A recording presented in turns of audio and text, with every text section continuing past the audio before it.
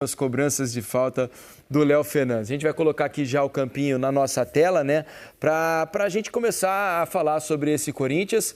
E já começo dizendo o seguinte, não sei se vocês vão concordar, meus amigos, mas o Ranieri jogou uma bola muito fina hoje, novo, né? Tem jogado bem, é verdade, mas especialmente hoje gastou a bola, não, Massu? A adaptação dele no Corinthians foi quase automática, né? É. Desde os momentos em que o Corinthians não tinha um rendimento tão alto, ele era um jogador que já se destacava, por vezes... quando o Corinthians defendia, ele fixo à frente da defesa, por vezes entrando entre os zagueiros. Muitas vezes o Antônio Oliveira usa esse papel dele entrar entre os zagueiros pela estatura, pela capacidade de ajudar a defender a área. É um jogador que tem recuperação de bola, que faz o jogo andar após recuperar a bola, não devolve ao adversário, faz o jogo acontecer. A adaptação dele ao Corinthians foi muito boa e hoje ele fez um dos seus melhores jogos. Dentro de uma média de rendimento que é boa na temporada, muito boa, ele hoje fez um dos melhores jogos dele no Corinthians. E para mim, Ramon, nem é a principal função dele, né? Pelo menos o que mostrou no Cuiabá antes de vir ao Corinthians, ele era um jogador de mais um segundo do que um primeiro homem, né? Mas ele parece ter se adaptado muito bem à função, né? Sem ter um jogador por trás dele, né? Um jogador que se dedica ainda mais do que ele à marcação. A camisa do Corinthians caiu bem no Ranieri, né, Ramon? Ele não é fácil um jogador muito pelo contrário. chegar assim, né? De um clube com pressão muito menor, né? Com intenções talvez mais discretas do que o Corinthians, chegar, vestir a camisa e começar a jogar assim. Ele assumiu, né? Claro que teve também a chegada do Antônio Oliveira, que foi o técnico dele ano passado no Cuiabá, potencializa isso, dá mais confiança. O jogador se encaixa muito bem, se sente à vontade, né? E a gente até estava conversando ali, o Mansur vendo o jogo, né, de duelos ali, não sei, até a altura do jogo, de 12 duelos, ele tinha ganho 7, com 5 desarmes, 2 intervenções. Enfim, fez um partidaço mesmo, teve um gol anulado no finalzinho do jogo, que ele chega finalizando, ele fazendo bastante essa cobertura ali, essa proteção na frente da zaga, porque o Corinthians segura um pouco mais o Hugo e libera o Fagner pela direita para ficar espetado, com o Romero entrando um pouco por dentro, né? Enfim, então ele fazendo essa função ali muito importante. Ganhou 10 de 14 duelos no chão. Aí, incrível, 10 de 14, né? Correndo muito bem, terminando o jogo inteiro. É um jogador que fez muita falta contra o Flamengo no final de semana para a equipe do Corinthians. Fez 7 desarmes, interceptou 3 bolas. Ele recuperou muita bola no jogo. Vamos dar uma olhada nos números do jogo, então? Para a gente ver... daqui a pouquinho a gente tenta dar os números, mas sabe o que me chamou a atenção? Eu estava dando uma olhadinha. O Corinthians finalizou 21 vezes hoje. Né? Para um time que estava com tanta dificuldade para criar, tudo bem que houve a questão defensiva do Argentinos Júnior, que permitiu muito ao Corinthians hoje, mas 21 finalizações, sendo 10 no gol, é algo que saltam aos olhos, principalmente acho que do torcedor corintiano, porque é algo que não vinha acontecendo com frequência. Pelo contrário, o Corinthians era um time que era muito pouco agressivo, muito pouco perigoso contra os seus adversários. Mas sabe o que acontece? Raramente no jogo o Corinthians bateu contra o muro. Raramente o Corinthians teve a bola precisando se organizar para abrir espaço numa defesa que estava esperando ele atrás. A própria defesa dava o passe para os jogadores do Corinthians. Ou quase sempre, como o Argentino Júnior saía para jogar quase sempre, é um time com a proposta de ficar com a bola e muito ofensiva. Quase sempre quando o Corinthians recuperava a bola, ele tinha espaço para correr, para acelerar. E nesse cenário, ele tem boas experiências na temporada, né? Eu acho que teve um outro aspecto interessante no jogo, acho até que dá para a gente ver com o campinho aqui, claro, que tinha um encaixe perfeito do que era a formação do Argentino Júnior para começar a construir e a forma do Corinthians pressionar. O Argentino Júnior saía quase sempre com 3 zagueiros. Contra esses 3 zagueiros, o Corinthians emparelhava os seus 3 homens de frente. Yuri Alberto, Wesley e Romero. Eram 2 volantes à frente desses 3 zagueiros. O Garro e o Breno encaixavam com eles. O Ranieri encaixava com o Verón, que era o camisa 10, que ficava por trás de 2 atacantes que estavam com o Félix Torres e o Kaká. O Hugo e o Fagner terminavam emparelhando com os 2 alas. E o Corinthians fazia esse encaixe 1 contra 1 para pressionar o Argentino Júnior.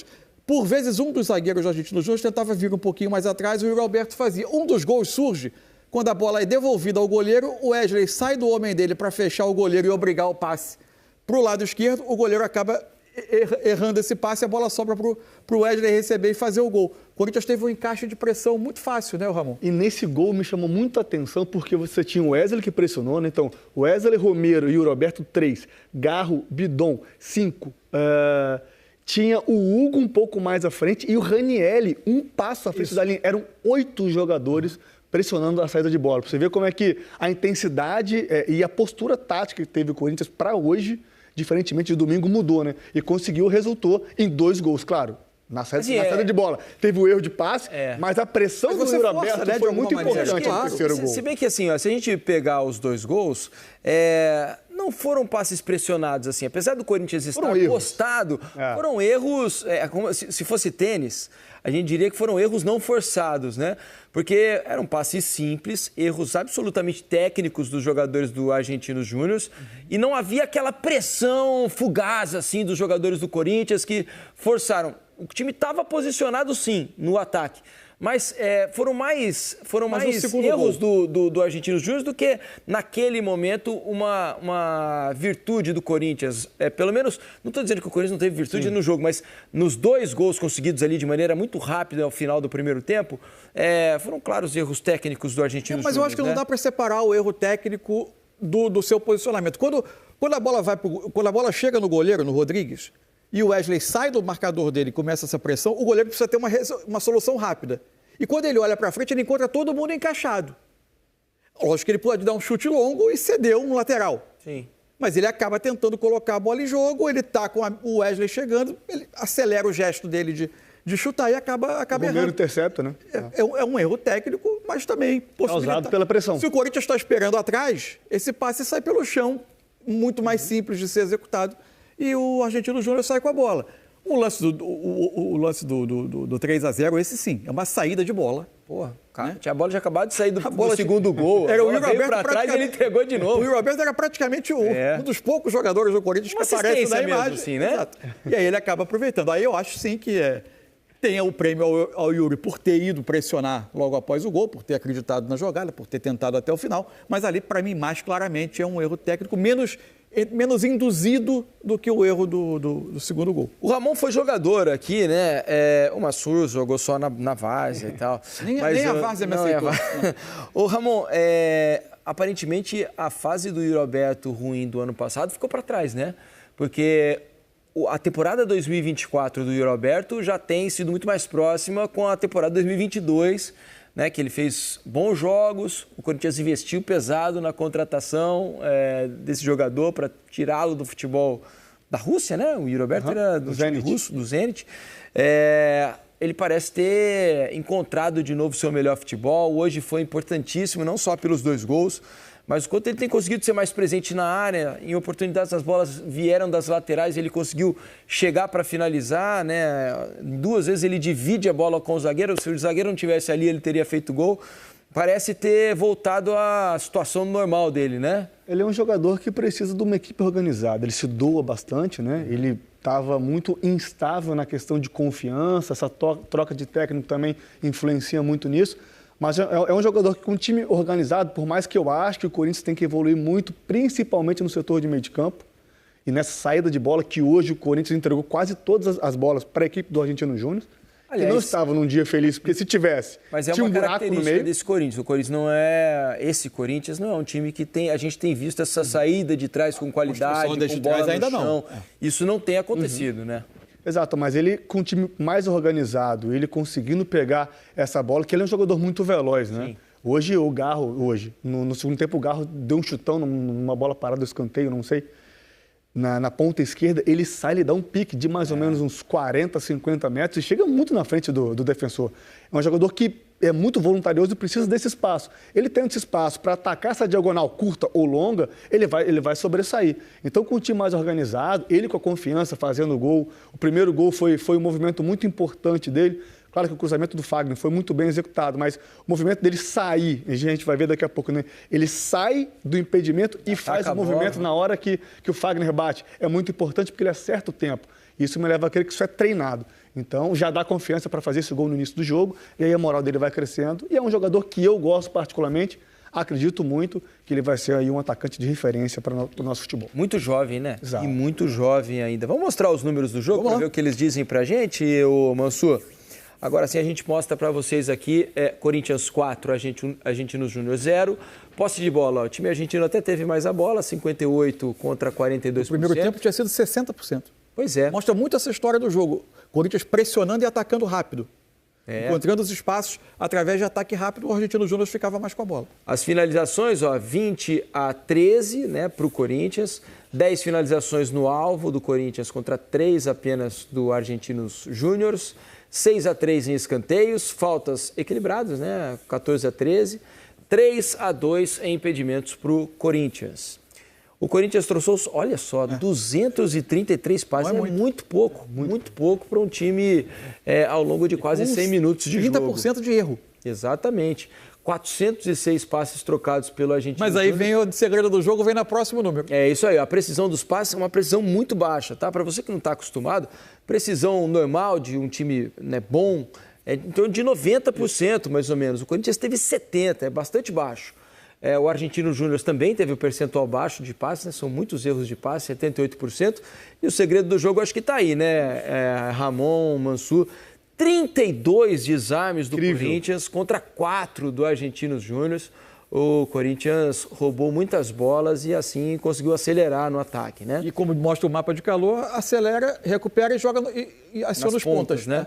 2-1 em cartões amarelos para o Argentinos Júnior, não tivemos nenhuma expulsão. E aí o mapa do calor, como diz aí, como está dizendo o Mansur, o Corinthians usou muito as laterais do campo, né? Tanto na parte defensiva para se defender, como para atacar.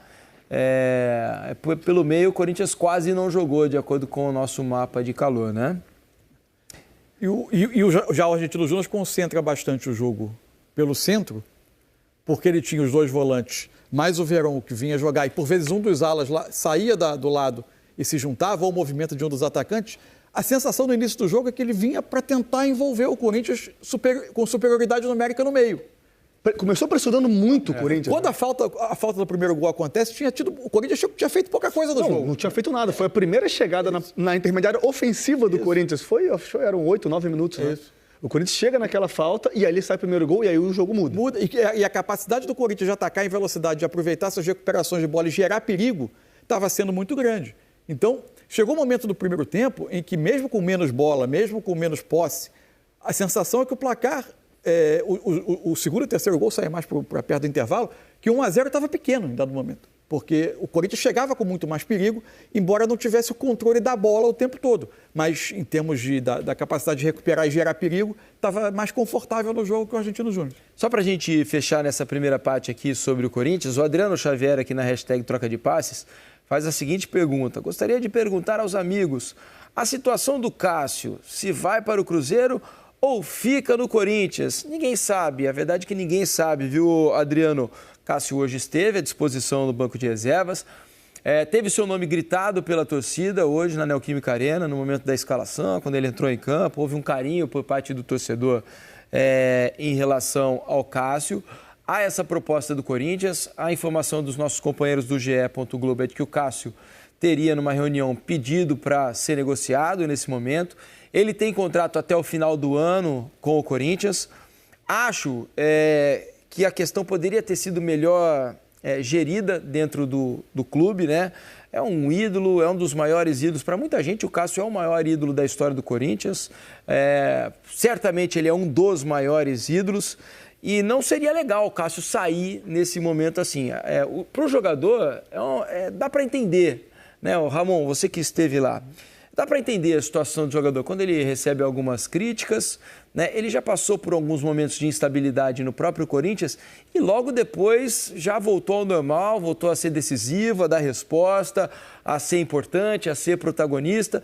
E agora, por um começo de ano com algumas falhas, uma parte da torcida acabou pegando demais no pé do Cássio, né?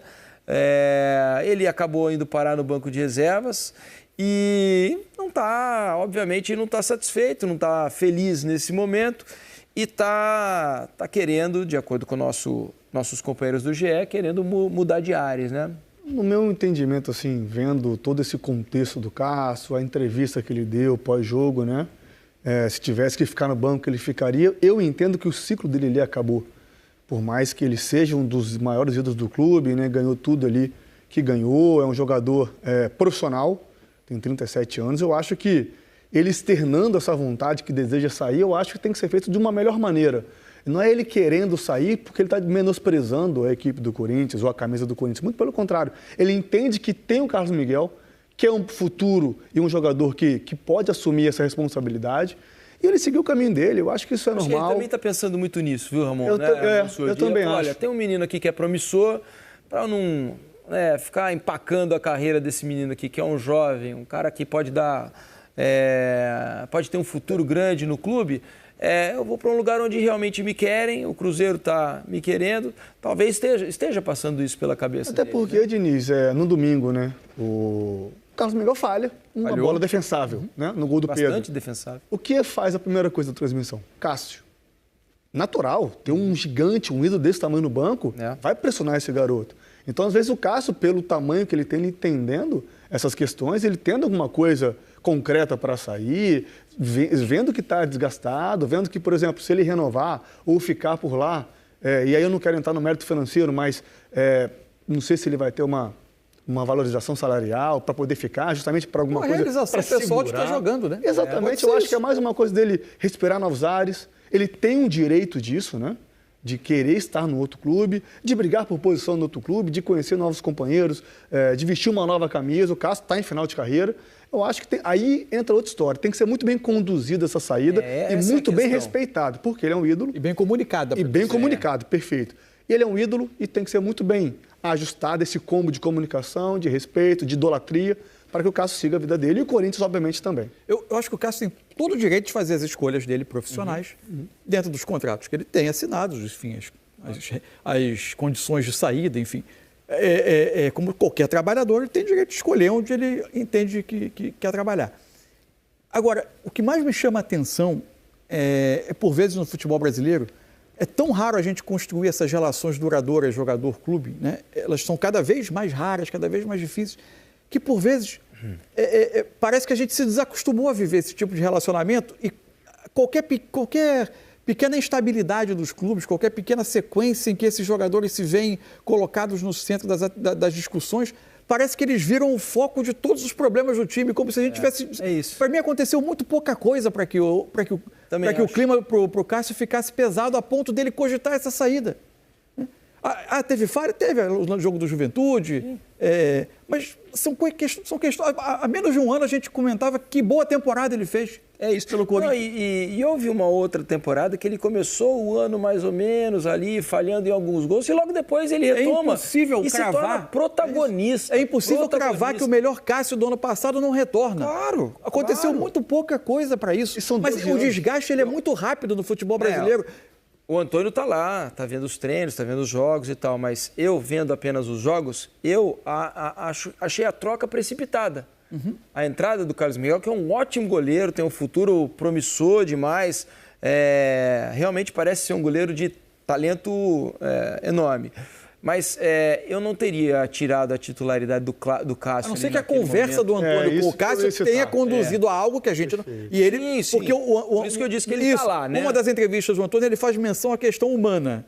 Então a gente não sabe o que ele ouviu do Cássio, o que ele percebeu de um jogador abalado com algumas manifestações de fora. O Cássio já viveu momentos em que, absurdamente, ele sofreu com perseguições, com agressões. E logo depois deu resposta de novo, né, Isso, mas é isso que... Mas é incrível como assim, a gente lamenta tanto a não construção de ídolos. E quando a gente constrói esse tipo de relacionamento, parece que eles são os primeiros alvos de qualquer reação contrária da arquibancada, ou do ambiente externo, ou das redes sociais. É difícil, a construção dessa relação já é tão difícil. E quando ela acontece... Todos os males parece que se direcionam para esse tipo de jogador que vira símbolo de um clube. Não é simples, não. A gente precisa pensar sobre isso. É um cara que tem 12 anos de clube, 12 ou 13, né? Ele chega no fim de 2011, é campeão de tudo. Eu estava lá quando ele chegou. Pois é. Ele não chega jogando, depois ele toma a vaga do Júlio César, né? E aí tem essa sequência incrível, mas chega o Walter, ele fica no banco pro Walter uns jogos. Isso, o Walter se machuca também. Recupera a posição novamente e segue. 12 anos. Se você não for estável em 12 anos, é um robô, não é um jogador. O Vini Prado tem uma opinião interessante aqui na nossa hashtag troca de passes no Twitter. O Cássio deveria vazar, a não ser que queira se aposentar. Vai sobrar para ele se o time começar a fletar com a Série B. Pergunta para o Juliano, se eles estão tristes de terem saído do timão, entre outros. Faz parte do futebol, é uma decisão muito pessoal, né? Mas acho que o clube precisa conduzir muito bem. Afinal de contas, como a gente já disse aqui, é um dos maiores, se não o maior ídolo da história do Corinthians. Então, vamos aguardar os próximos capítulos aí dessa novela entre Cássio e Corinthians, tá legal? Fala pessoal, acabamos de assistir o que os comentaristas falaram sobre a vitória do Corinthians. Deixe seu like e se inscreva no canal.